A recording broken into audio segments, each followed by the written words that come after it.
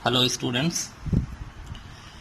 ये video 3 phase transformer connection का part 2 है।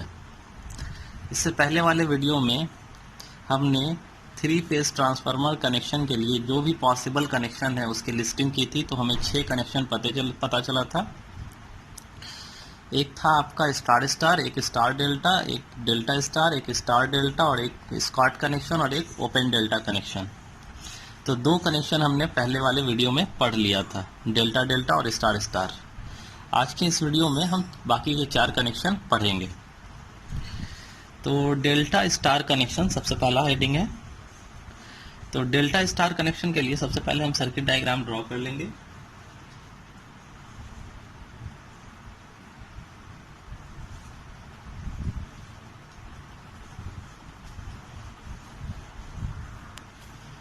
तो ये हो गया आपका डेल्टा का सर्किट।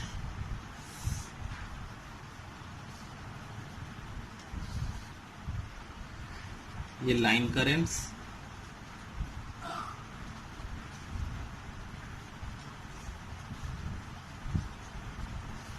ये फेज करंट है।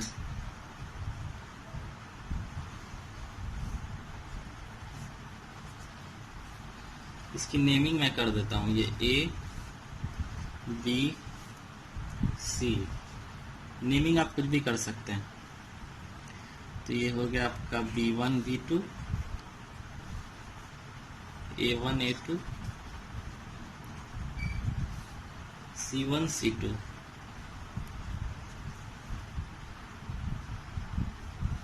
इस लाइन फेज करंट का नाम हो जाएगा IBC। बी से सी की तरफ फ्लो कर रहा है। ये ICA और ये IAB। ये हो गया फेज करंट।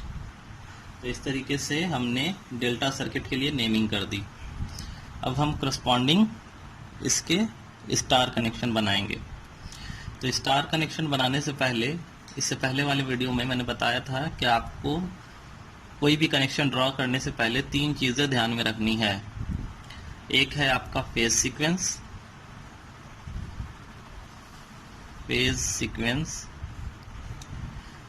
दूसरा है ओरिएंटेशन और तीसरा है कि फेज वोल्टेज ट्रांसफॉर्मेशन रेशियो जो होगा वो हमेशा फेज वोल्टेज का रेशियो होगा। ये 3 चीजें मैंने बताई थी। तो ये तो आप समझ गए थे। ये ओरिएंटेशन और फेज सीक्वेंस अभी क्लियर हो जाएगा कि ओरिएंटेशन मींस कि ये आपका ऐसे है ना, ये वाला फेज ऐसे है और इसका नाम क्या है, A1 A2। तो इसे जब हम ड्रॉ करेंगे स्टार में, तो स्टार में भी इसे ऐसे ड्रॉ करेंगे। तो इसे ड्रॉ करते हैं। ये हो गया आपका ओरिएंटेशन, यानी ये ऐसा है तो ऐसा ही बनेगा। और फेज सीक्वेंस मींस कि जो इसका नाम इस तरफ है वही नाम हम इस तरफ भी रखेंगे। तो ये हो गया A और ये हो गया B। ये A1, ये A2 और ये अच्छा।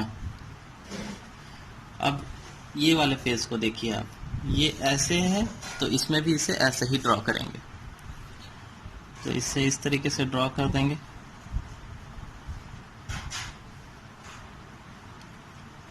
अब इसका नाम नेमिंग कैसे करेंगे, तो देखिए ये है यहाँ पे C, तो हम यहाँ C लिख देंगे। आपको लग रहा होगा कि ये C तो A से कनेक्टेड है, तो यहाँ पे हम न्यूट्रल पॉइंट कंसीडर करते हैं। न्यूट्रल पॉइंट, तो इसका ये न्यूट्रल पॉइंट होगा, यहाँ से निकल के आएगा।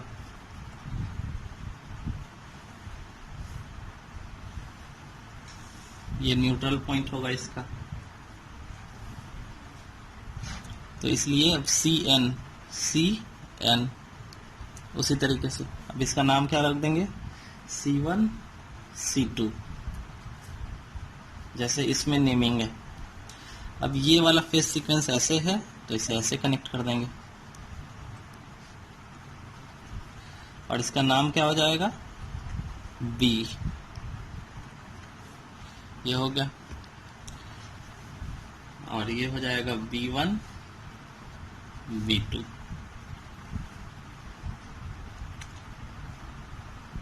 तीनों स्टार से लाइन कनेक्शन आप निकाल दीजिए। ये हो जाएगा line current IA, line current IB and line current IC। तो ये हमने सारे की नेमिंग कर ली। अब जो है हम फेज वोल्टेज ड्रॉ कर लेंगे, फेज वोल्टेज और लाइन वोल्टेज। यहाँ से हम ड्रॉ करेंगे, ये हो जाएगा आपका लाइन वोल्टेज VAC, ये लाइन वोल्टेज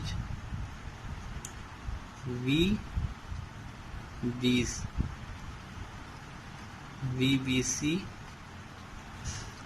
और ये लाइन वोल्टेज VAB। इसमें लाइन वोल्टेज और फेज वोल्टेज बराबर होता है, हम जानते हैं। यहाँ पे हम फेज वोल्टेज ड्रॉ कर लेते हैं, VAN, न्यूट्रल पॉइंट की वजह से।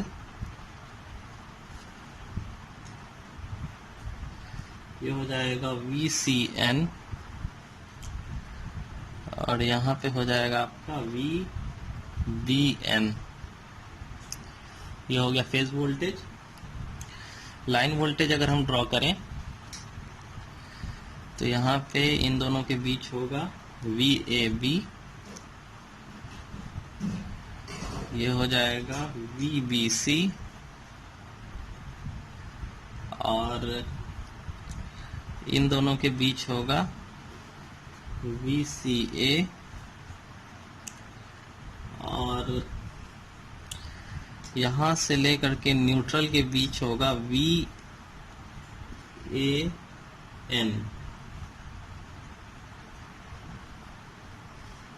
ये हो गया आपका फेज वोल्टेज, लाइन वोल्टेज। अब जैसा हमने पहले वाले फिगर में, पहले वाले कनेक्शन में डेल्टा के लिए फेजर डायग्राम ड्रॉ किया था, सेम फेजर डायग्राम आप यहाँ पे ड्रॉ कर देंगे। और जैसा हमने स्टार कनेक्शन में फेजर डायग्राम ड्रॉ किया था, वैसा फेजर डायग्राम इधर ड्रॉ कर देंगे। तो ये दोनों फेजर डायग्राम मिल करके डेल्टा स्टार कनेक्शन के लिए फेजर डायग्राम तैयार हो जाएगा। तो अगर आपने फेजर डायग्राम का वीडियो नहीं देखा है, यानी पहला कनेक्शन का वीडियो नहीं देखा है, तो वहाँ आप देख लेंगे कि फेजर डायग्राम कैसे ड्रॉ किया गया है। लिंक आपको डिस्क्रिप्शन में मिल जाएगा। यहाँ ऊपर आई बटन में भी आप सजेशन में वीडियो है, आप देख सकते हैं। तो मैं यहाँ पे डायरेक्टली फेजर डायग्राम ड्रॉ करने वाला हूँ। तो ये बन गया आपका फेजर डायग्राम स्टार डेल्टा के लिए, ये बन गया आपका फेजर डायग्राम स्टार के लिए।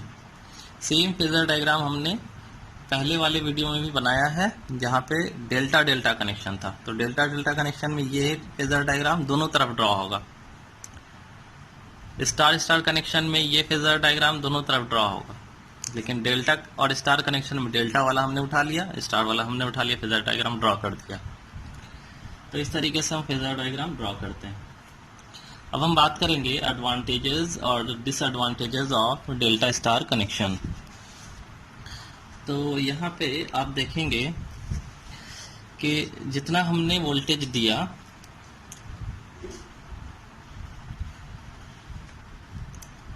क्योंकि ये डेल्टा है तो डेल्टा में लाइन वोल्टेज और फेज वोल्टेज बराबर होगा।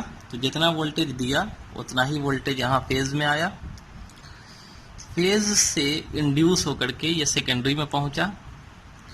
तो सेकेंडरी में कौन सा सर्किट है? स्टार सर्किट है। स्टार सर्किट में हम जानते हैं कि लाइन वोल्टेज जो होता है वो √3 टाइम्स होता है फेज वोल्टेज के, यानी कि जितना वोल्टेज इंड्यूस हुआ उसका √3 टाइम्स लाइन के अक्रॉस डिलीवर होगा। तो लाइन वोल्टेज जो है, यानी कि डिलीवरी साइड में, सेकेंडरी साइड में, लोड के साइड में हमें ज़्यादा मिलेगा in comparison with phase voltage. यहाँ इस रिलेशन से हमें पता चल रहा है। तो इसलिए इस कनेक्शन का इस्तेमाल हम स्टेप अप करने के लिए इस्तेमाल करते हैं। यहाँ पे भी हमें स्टेप अप करना होगा, वहाँ पे हम इसका इस्तेमाल करेंगे। तो इस कनेक्शन का इस्तेमाल हाई ट्रांसमिशन लाइन जहाँ से स्टार्ट हो रहा है, beginning of high transmission line, वहाँ पे करते हैं, क्योंकि हम जानते हैं कि ट्रांसमिशन लाइन में भेजने से पहले हम वोल्टेज के लेवल को अप करते हैं ताकि कम से कम लॉसेज हो। तो सबसे पहला एप्लीकेशन हम लिख लेंगे। तो यहाँ पे हमने पहला एडवांटेज लिख लिया, since star connection since in star connection line voltage is equal to √3 times phase voltage, therefore this connection is used at the beginning of high tension transmission system।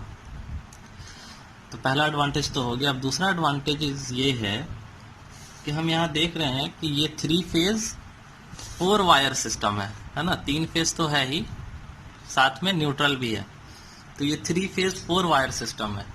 तो ये एक अलग एडवांटेज है कि 3 फेज 4 वायर सिस्टम है, तो हम जो है सिंगल फेज को भी लोड दे सकते हैं, सिंगल फेज में भी लाइटनिंग कर सकते हैं। तो 3 फेज और सिंगल फेज दोनों के लिए ये कनेक्शन हम इस्तेमाल कर सकते हैं। इसलिए ये जो कनेक्शन है पिछले कुछ सालों में काफ़ी पॉपुलर हुआ है, डेल्टा स्टार कनेक्शन। तो ये दूसरा एडवांटेज हम लिख लेते हैं। तो इसे हमने यहाँ पे लिख लिया, since it has 3 phase 4 wire system therefore it can be used to serve both 3 phase power equipment and single phase lighting circuits. अब हम तीसरे एडवांटेज की बात अगर करें तो आप देख रहे होंगे कि एक साइड डेल्टा है और एक साइड स्टार है। तो हम जानते हैं कि प्योर साइनोसाइडल वेव पाने के लिए आपका जो मैग्नेटाइजिंग करंट है उसमें थर्ड हार्मोनिक कंपोनेंट मौजूद होना ज़रूरी है। मैग्नेटाइजिंग करंट में ये है फ्लक्स। तो ये मैग्नेटाइजिंग करंट इस डेल्टा में रोटेट करता रहता है। अब चूंकि ये रोटेट करता रहता है तो आपका फ्लक्स जो है वो डिस्टॉर्टेड नहीं होता है। फ्लक्स डिस्टॉर्टेड नहीं होता है तो वोल्टेज का डिस्टॉर्शन नहीं होता है। तो मैग्नेटाइजिंग करंट के लिए आपको यहाँ पे रास्ता मिल जाता है ट्रिपल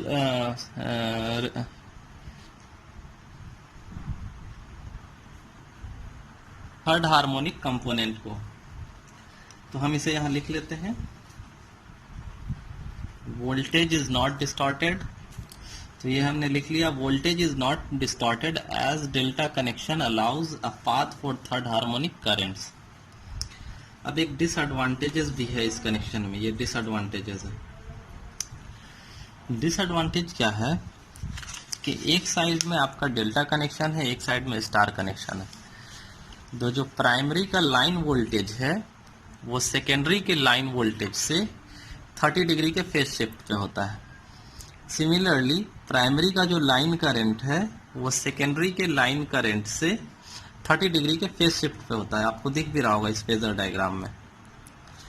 तो जिसकी वजह से क्योंकि प्राइमरी और सेकेंडरी के लाइन करंट्स और लाइन वोल्टेज में फेज शिफ्ट आ रहा है, जिसकी वजह से इस ट्रांसफार्मर को हम स्टार स्टार या डेल्टा डेल्टा के ट्रांसफार्मर बैंक के साथ कनेक्ट नहीं कर सकते हैं। तो ये एक डिसएडवांटेज है। तो ये हमने लिख लिया, because of 30 degree shift in primary and secondary line voltage and line current, it is impossible to parallel such a bank with a delta delta और स्टार स्टार बैंक। तो ये कुछ डिसएडवांटेजेस हैं, ये एक डिसएडवांटेज है इस कनेक्शन में। अब हम बात करेंगे स्टार डेल्टा कनेक्शन की। तो स्टार कनेक्शन के लिए सबसे पहले हम स्टार सर्किट बना लेंगे।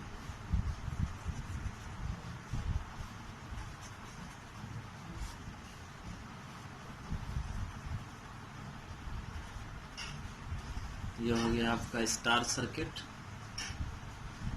नेमिंग कर ले A1, A2, B2, B1, C1, C2। यहाँ पे हो जाएगा आपका न्यूट्रल पॉइंट।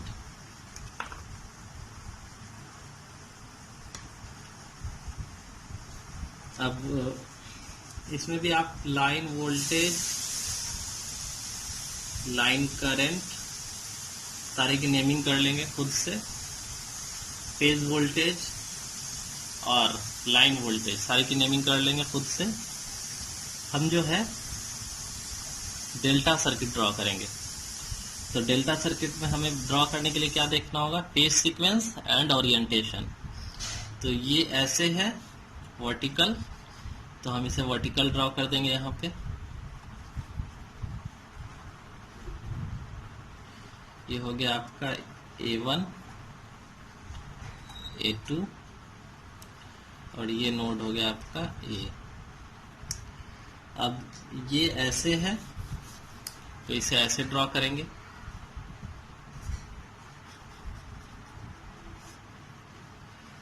ये हो गया आपका B1 B2 और ये नोड हो गया आपका C। ये ऐसे है तो इसे ऐसे ड्रॉ कर देंगे फेज सीक्वेंस के साथ, C1 C2 और ये नोड हो गया आपका B। यहाँ से ये न्यूट्रल पॉइंट है तो इसमें न्यूट्रल पॉइंट हम ऐसे स्मॉल n से दिखा देंगे। ये हो गया आपका डेल्टा और स्टार का कनेक्शन। अब इसका फेजर डायग्राम आपको ड्रॉ करना होगा। तो जैसा आपने स्टार के केस में यहाँ पे फेजर डायग्राम ड्रॉ किया, स्टार के केस में वही फेजर डायग्राम आपको यहाँ पे ड्रॉ कर देना है। डेल्टा कनेक्शन के लिए जैसा आपने डेल्टा कनेक्शन के लिए यहाँ फेजर डायग्राम ड्रॉ किया है, वैसा ही कनेक्शन आप यहाँ पे ड्रॉ कर देंगे। तो इस तरीके से फेजर डायग्राम आप खुद से ड्रॉ कर लेंगे। अब हम बात करेंगे कि एडवांटेज और डिसएडवांटेजेस क्या हैं इस कनेक्शन के। तो एडवांटेज की बात करें तो सबसे पहले आप देखिए कि इस तरफ स्टार कनेक्शन है। तो स्टार कनेक्शन में हम जानते हैं कि लाइन वोल्टेज जो बराबर होता है √3 टाइम्स होता है फेज वोल्टेज के। तो ये जो लाइन वोल्टेज हमने दिया उससे कम होके मिलेगा हमें फेज वोल्टेज इस रिलेशन से। अब ये इंड्यूस करेगा इसमें, और इसमें क्या होता है, लाइन वोल्टेज और फेज वोल्टेज बराबर होता है डेल्टा में। तो यानी कि जितना हम दे रहे हैं उससे कम होके हमें मिलेगा इस रिलेशन के अकॉर्डिंग। तो ऐसे कनेक्शन का इस्तेमाल डेल्टा स्टार डेल्टा कनेक्शन का इस्तेमाल हम स्टेप डाउन करने के लिए इस्तेमाल करते हैं। यानी कि जहाँ पे आपका ट्रांसमिशन लाइन ख़त्म हो रहा है तो ख़त्म होने के बाद हम क्या करते हैं कि हमें इस्तेमाल करने के लिए डिस्ट्रीब्यूशन सिस्टम में देने के लिए हम उसे स्टेप डाउन करते हैं। तो वैसे वहाँ पे इस ट्रांसफार्मर का इस्तेमाल किया जाएगा। तो इसे मैं लिख लेता हूँ, since in star connection phase voltage is equal to line voltage by √3, therefore this connection is used at the sub station end of the transmission line where the voltage is to stepping down। ये पहला advantage है। दूसरा advantage जो हमने delta star connection में पढ़ा था वो आप यहाँ भी लिख सकते हैं कि वोल्टेज जो है वो डिस्टॉर्टेड नहीं होगा। क्यों नहीं होगा? क्योंकि आपका सेकेंडरी साइड में डेल्टा कनेक्शन है और प्राइमरी साइड में न्यूट्रल का ऑप्शन है। तो न्यूट्रल का ऑप्शन है तो ये जो थर्ड हार्मोनिक कंपोनेंट होंगे वो न्यूट्रल से फ्लो कर जाएंगे, तो आपका वोल्टेज जो होगा वो डिस्टॉर्टेड नहीं होगा। तो इसे मैं लिख लेता हूँ, voltage is not distorted as there is a path for third harmonic current in the form of neutral. अब जो एक डिसएडवांटेज है वो ये है, वो भी सिमिलर है डेल्टा स्टार कनेक्शन की तरह, कि एक तरफ स्टार है एक तरफ डेल्टा है जैसा कि पहले वाले में था। तो लाइन करंट और लाइन वोल्टेज के बीच में फिर से 30 डिग्री का फेज शिफ्ट आएगा। फेज शिफ्ट आएगा तो इस कनेक्शन को जो है हम ये स्टार स्टार के साथ या डेल्टा डेल्टा के साथ कनेक्ट नहीं कर सकते हैं। तो इसे आप लिख लेंगे। अब हम बढ़ेंगे अगले कनेक्शन की तरफ। तो हमारा जो अगला कनेक्शन है वो है ओपन डेल्टा कनेक्शन। तो ओपन डेल्टा कनेक्शन के लिए क्या करना होगा, डेल्टा में से कोई एक फेज को हटा देना है। तो जो सर्किट डायग्राम आपका बनेगा वो कुछ इस तरीके से बनेगा।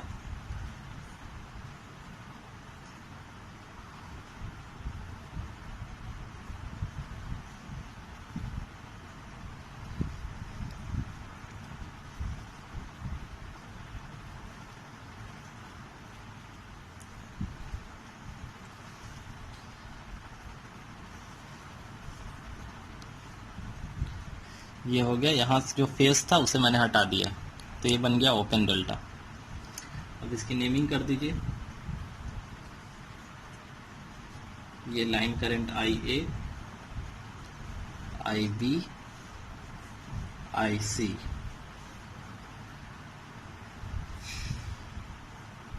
ये है आपका दो फेज।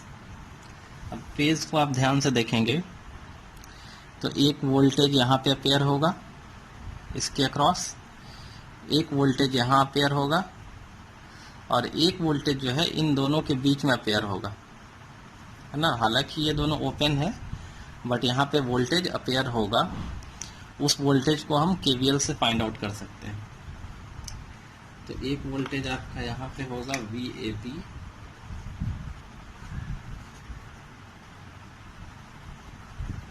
एक वोल्टेज यहाँ होगा VBC, और एक वोल्टेज यहाँ होगा VCA। ये वोल्टेज आप KVL से फाइंड आउट कर सकते हैं।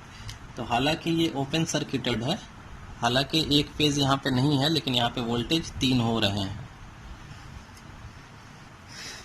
इसी तरीके से आप इस साइड भी बना सकते हो।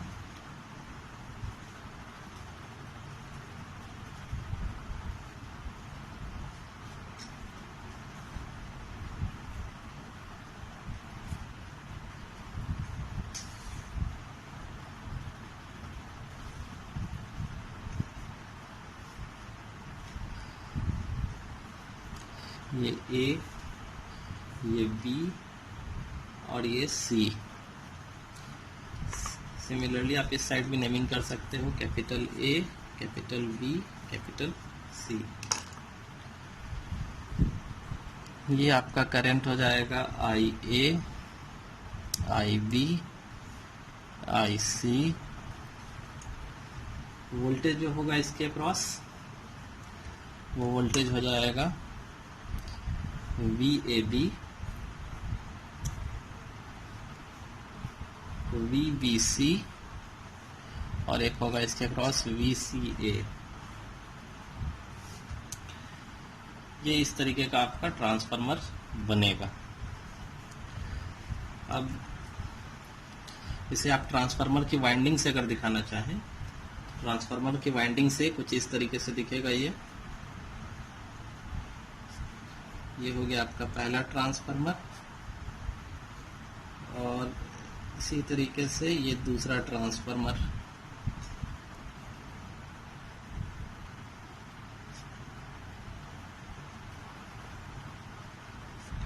इन दोनों के बीच में अगर कनेक्शन करना है तो इसे यहाँ ऐसे कनेक्ट कर दीजिए, इसे यहाँ ऐसे कनेक्ट कर दीजिए।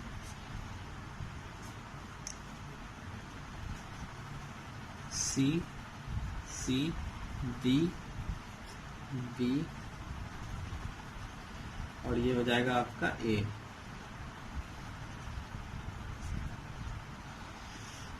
इस तरीके से कनेक्शन करते हैं हम डेल्टा के केस में, ओपन डेल्टा के केस में ट्रांसफार्मर का, दो ट्रांसफार्मर का। तीसरा ट्रांसफार्मर इसमें नहीं है क्योंकि गायब है। तो हम चलते हैं इस पे कि वोल्टेज जो होगा वो हम KCL से कैसे निकाल सकते हैं। तो KCL अगर हम अप्लाई करेंगे इस लूप में तो हमें पता चलेगा VAB plus VBC plus VCA is equal to 0 degree. यहाँ से VCA हमें चाहिए तो VCA को हम एक साइड करेंगे तो हमें मिलेगा माइनस VAB माइनस VBC। ये वैल्यू है इस वोल्टेज का, जो ओपन दो फेज जो ओपन है उसके बीच में जो अपेयर हो रहा है तीसरा वोल्टेज। एक जो खराबी है इस सिस्टम में ओपन डेल्टा कनेक्शन में वो ये है कि मान लेते हैं कि यहाँ पे क्लोज डेल्टा था, है ना। तो डेल्टा जब क्लोज था तब मान लिया कि 100% सप्लाई दे रहा था लोड को ये, तो एक हट गया तो 2/3 सप्लाई देना चाहिए था। तो ये 2/3 नहीं देता है, इसका जो कैपेसिटी है वो रिड्यूस होकर के हो जाता है 58%। तो ये एक मेजर खराबी है। लोड को जो ये सप्लाई दे सकता था वो 2/3 ना दे करके यानी 67% के आसपास देना चाहिए था, तो ये दे पाता है सिर्फ और सिर्फ 57.7% ओनली, ये इसमें खराबी है। एप्लीकेशन की बात अगर हम करें तो चूंकि ये कम सप्लाई दे रहा है, तो जहाँ पे आपका लोड स्मॉल है, 3 फेज स्मॉल, वहाँ पे आप इस कनेक्शन का इस्तेमाल कर सकते हैं। तो एप्लीकेशन अगर लिखूँ मैं, एप्लीकेशन, तो सबसे पहला एप्लीकेशन हम लिख लेंगे when 3 phase load is too small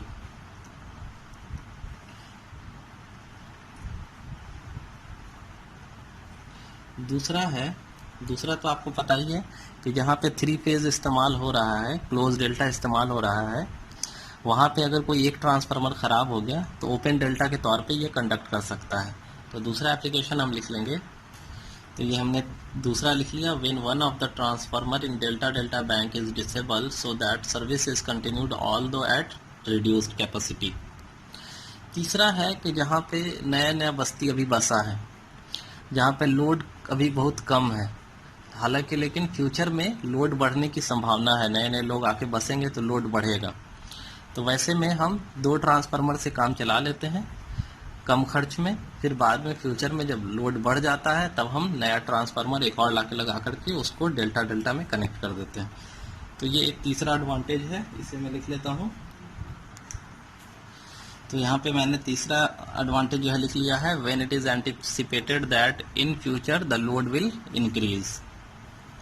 यहाँ पे आपको ये याद रखना है कि जो लोड होगा वो रिड्यूस्ड कैपेसिटी होके 57.7% पे आएगा, ना कि 2/3 के।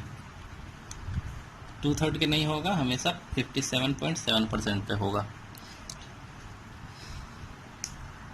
दूसरी बात, आप लोगों को लग रहा हो कि यार इसका फेजर डायग्राम ड्रॉ नहीं हुआ है। फेजर डायग्राम आप लोगों को नहीं पढ़ना है, हालांकि इसका भी फेजर डायग्राम हम ड्रॉ कर सकते हैं। अब हम चलेंगे अपने नए कनेक्शन की तरफ, स्क्वाड कनेक्शन। इसे हम टी कनेक्शन के नाम से भी जानते हैं।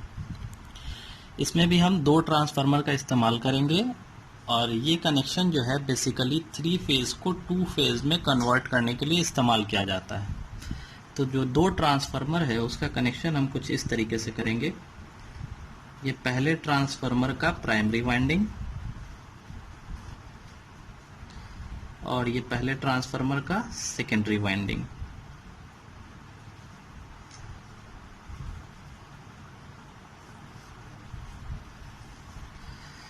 ये दूसरे ट्रांसफार्मर का प्राइमरी वाइंडिंग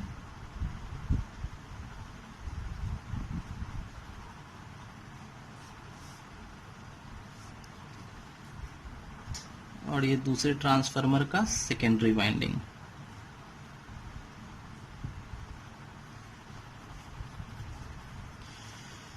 ये पहले ट्रांसफार्मर के प्राइमरी वाइंडिंग को दूसरे ट्रांसफार्मर के प्राइमरी वाइंडिंग के बिल्कुल मिड पॉइंट पे सेंटर टैप बनाना है, बिल्कुल मिड पॉइंट पे। तो इस मिड पॉइंट को मैं M से डिनोट कर देता हूं। इससे मैं मान लेता हूं ये टर्मिनल A, ये टर्मिनल B और ये टर्मिनल C। यहाँ पे कोई लोड लगा लो आप। सिमिलरली दूसरे ट्रांसफार्मर के सेकेंडरी साइड में भी कोई लोड लगा लो। यह है आपका लोड।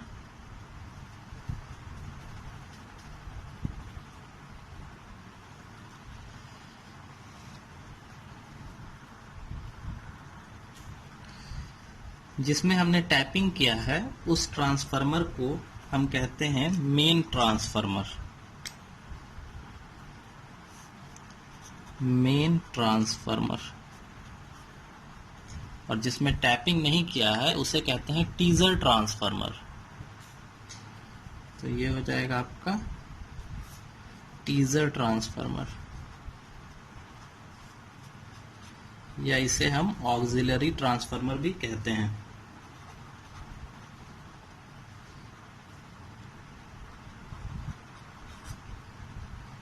ट्रांसफार्मर। अब इस ट्रांसफार्मर को, इन दोनों ट्रांसफार्मर को हम 3 फेज सप्लाई देंगे। तो ये मान लेते हैं कि 3 लाइन है, एक है A, एक है B और एक है C। तो ए का कनेक्शन हम ए के साथ कर देंगे, बी का कनेक्शन हम बी के साथ कर देंगे और सी का कनेक्शन हम ले जाके सी के साथ कर देंगे। ये हो गया आपका ट्रांसफार्मर का कनेक्शन। क्योंकि ये कनेक्शन जो है आपको देखने में टी टाइप का लग रहा है ना, ये टी, इसीलिए इसे हम टी कनेक्शन भी कहते हैं। अब हम फेजर डायग्राम की बात करें इसकी, तो क्योंकि ये बैलेंस 3 फेज है तो इसके तीनों जो लाइन वोल्टेज हैं वो तीनों एक दूसरे से 120 डिग्री अपार्ट होंगे। तो इसके तीनों लाइन वोल्टेज मैं 120 डिग्री के एंगल पे ड्रॉ कर लेता हूं। एक होगा आपका VAB, एक होगा VBC और एक होगा VCA। ये तीनों लाइन वोल्टेज है। अब आप यहां देखिए, ये बीच से बिल्कुल टैपिंग किया हुआ है, बीचों बीच से। तो ये जो वोल्टेज है VAB, यहाँ पे इसके अक्रॉस जो वोल्टेज है VAB, ये वोल्टेज 2 हिस्से में डिवाइड हो रहा है क्योंकि बीच से टैपिंग है। तो एक वोल्टेज होगा आपका VAM और एक वोल्टेज होगा VMB। दोनों इक्वल होगा मैग्नीट्यूड में। अगर ये पूरा 1 वोल्ट है तो ये आधा और ये आधा होगा। और चूंकि दोनों सेम वाइंडिंग पे है, VAB भी और VAM भी, तो दोनों सेम फेज में होंगे। तो मैं इसकी नेमिंग कर लेता हूं। ये होगा आपका VAM, एक वोल्टेज, ये जो C पॉइंट है, यहाँ पे C मैंने नहीं लिखा है, ये C टर्मिनल ABC। तो C टर्मिनल, इन दोनों के बीच एक वोल्टेज होगा VCA जो कि यहाँ दिखाया है, और एक जो है V और CM के बीच में एक वोल्टेज होगा जो होगा आपका VCM, ये वोल्टेज। अब अगर इस लूप में अगर KVL अप्लाई किया जाए तो KVL हमें क्या मिलेगा?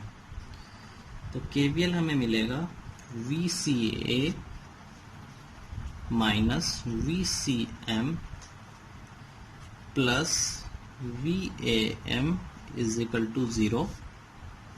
और अगर मैं VCM फाइंड आउट करूं, VCM अगले यहाँ पे मुझे ज़रूरत पड़ेगी, तो मैं इसे रीअरेंज कर लेता हूँ सिर्फ इस इक्वेशन को। तो VCA जो हो जाएगा आपका, ये हो जाएगा VCM माइनस VAM। ये इक्वेशन हम इस फेजर डायग्राम में लगाने वाले हैं। फिलहाल हम इस वोल्टेज पे चलते हैं। ये वोल्टेज जो होगा VAM, ये जस्ट हाफ होगा VAB के, क्योंकि बीच से टैपिंग है, और दोनों सेम फेज में भी होंगे क्योंकि दोनों सेम वाइंडिंग पे हैं। तो ये पूरा है, तो इसका मिड पॉइंट हो जाएगा आपका, ये कोई मिड पॉइंट हो जाएगा, और ये हो जाएगा आपका VAM।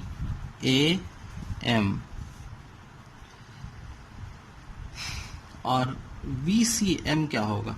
ये VCM, तो यहां हमने इस रिलेशन में निकाला कि VCA जो है वो VCM और VAM दोनों का डिफरेंस है। अगर मैं इसे इस तरीके से लिखूं, plus minus VAM VCM is equal to VCA, ये इस तरीके से। तो हम माइनस VAM ड्रॉ कर सकते हैं। ये हो जाएगा आपका इस तरह, इक्वल इन मैग्नीट्यूड, और ये हो जाएगा माइनस VAM। और VAM और VCM को अगर हम जोड़ दें तो हमें मिल जाएगा VCA। तो इसे थोड़ा बड़ा ड्रॉ करना होगा ताकि मैं सम बना सकूं। तो ये हो जाएगा आपका माइनस VAM, ये माइनस VAM।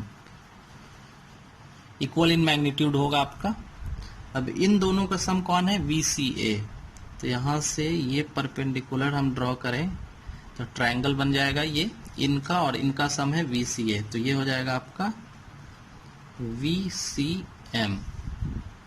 इसका और इसका सम कौन है, VCA। इसका और इसका सम कौन है, VCA। ठीक है, तो ये है आपका VCM का मैग्नीट्यूड। अब जैसा मैंने इसमें बताया कि सब इक्वल इन मैग्नीट्यूड हैं, सारे के सारे लाइन वोल्टेज। तो अगर मैं इसे 1 यूनिट मानूं, इसे भी 1 यूनिट और इसे भी 1 यूनिट मानूं, तो ये जो VAM है ये हो जाएगा 1/2। क्यों, क्योंकि ये हाफ है, मिड पॉइंट से कनेक्टेड है, तो ये हाफ है तो ये भी हाफ हो जाएगा, ये भी हाफ हो गया। अब 1 और 1/2, तो ये बेस है 1/2 और ये H है 1, तो ये P निकल के आएगा आपका √3/2। ये √3/2 इसे हम निकालेंगे तो हमें पता चलेगा 0.86। यानी कि ये जो वाइंडिंग है, ये वाइंडिंग ये जो है ये होना चाहिए 0.86, तब यहाँ पे आपको ट्रांसफॉर्मेशन में 1 मिलेगा आउटपुट में। और यहाँ पे जो वोल्टेज निकल के आएगा आपका, इस वोल्टेज को मैं मान लेता हूं V अल्फा, इसे V बीटा मान लो, और इसे मान लेता हूं V अल्फा, इस लोड के अक्रॉस वोल्टेज, और इसके अक्रॉस V बीटा। तो जो आपका आउटपुट वोल्टेज का फेजर बनेगा वो कुछ इस तरीके से बनेगा। ये देखिए V अल्फा जो है वो किस वोल्टेज के अक्रॉस है, VAB के अक्रॉस। तो VAB के साथ हम ड्रॉ करें अगर, ये हो जाएगा आपका V alpha along with VAB, और ये जो V बीटा है ये किसके साथ है, VCM के साथ। तो VCM ऐसा है तो हम यहाँ ऐसे ड्रॉ करेंगे, ये हो जाएगा आपका V बीटा। अब दोनों आउटपुट वोल्टेज जो है वो 90 डिग्री के एंगल पे है। दो फेज जो होता है, जैसे 3 फेज में तीनों फेज के बीच का एंगल 120 डिग्री होता है, उसी तरीके से डबल फेज में 2 फेज के बीच का एंगल 90 डिग्री होता है। तो यहाँ से हम कंफर्म होते हैं कि हमें आउटपुट में जो है वो 2 फेज आउटपुट मिल रहा है ना। तो इस तरीके से 3 फेज को 2 फेज में हम स्कॉट कनेक्शन के जरिए कन्वर्ट करते हैं। अब इसके एप्लीकेशन बहुत सारे डीसी मशीन को जो कि डबल फेज पे ऑपरेट होते हैं, उसके लिए हमें 2 फेज की ज़रूरत पड़ती है बहुत सारे डीसी मशीन में, तो वहाँ पे हम लगा सकते हैं। इसके अलावा हमारे घरों में जो सिंगल फेज मोटर लगा होता है सीलिंग फैन में, उसमें हम कैपेसिटर लगा के डबल फेज बनाते हैं, कैपेसिटर लगा के। तो जहाँ हम क्यों लगाते हैं कैपेसिटर, डबल फेज बनाने के लिए, ताकि रोटेटिंग मैग्नेटिक फील्ड डेवलप कर सके, क्योंकि डबल फेज जो है हमारे पास अवेलेबल नहीं होता है। तो इसलिए सिंगल फेज मोटर को चलाने के लिए डबल फेज का इस्तेमाल हम टी कनेक्शन के जरिए इस्तेमाल कर सकते हैं। तो ये था स्कॉट कनेक्शन।